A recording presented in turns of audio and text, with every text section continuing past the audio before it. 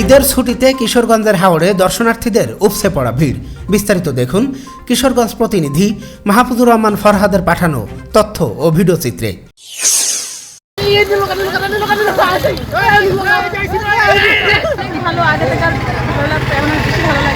ঈদ মানে খুশি, আর খুশির সেরা অনুভূতি ঘরের কোণ থেকে বেরিয়ে নতুন জামা কাপড় পরে বন্ধু বা পরিজনের সাথে ঘুরতে যাওয়া। আজ ঈদের দ্বিতীয় দিন হাওড় কন্যা কিশোরগঞ্জের মিঠামইন 0 পয়েন্ট এলাকায় দর্শনার্থীদের আনাগোনায় যেন তার হারানো যৌবন ফিরে পেয়েছে। প্রতি বছর ঈদের ছুটিতে থই থই জলরাশি দেখতে দেশের বিভিন্ন প্রান্ত থেকে মানুষ ছুটে যান হাওড়ে। শুকনো মৌসুমে একরকম, বর্ষায় অন্যরকম। এবার ঈদটা হলো বর্ষা মৌসুমে, গরমও বেশি, তবুও থেমে নেই পর্যটকদের আনাগোনা। হাজারো পর্যটকদের উপচে পড়া ভিড় লক্ষ্য করা গেছে হাওড়ের মাইলের পর মাইল পথ। শহর থেকে যাওয়া পর্যটকদের দাপাদাপি, ছবি তোলা, সেলফিতে নিজেকে ধারণ করা সবই চলছে সকাল থেকে সন্ধ্যা পর্যন্ত।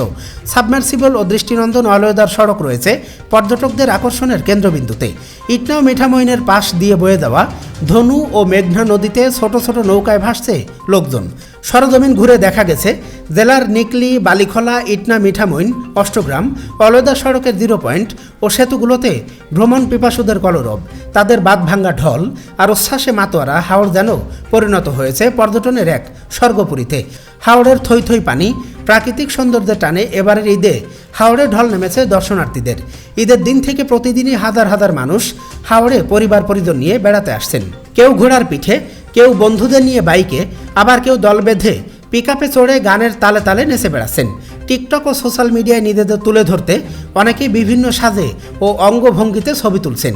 ঈদকে কেন্দ্র করে অনেক ফটোগ্রাফারও ছবি তুলে আয় করছেন। আবার কেউ কেউ বিভিন্ন সাজে দর্শনার্থীদের আকৃষ্ট করছেন। এসব এলাকায় হালকা জলখাবারের পাশাপাশি দুপুরের খাবারের ব্যবস্থাও রয়েছে। তবে এবারে বাংলাদেশ সেনাবাহিনী সহ অন্যান্য নিরাপত্তা সংস্থার কঠোর নিরাপত্তায় অত্যন্ত সন্তুষ্ট আগত দর্শনার্থী।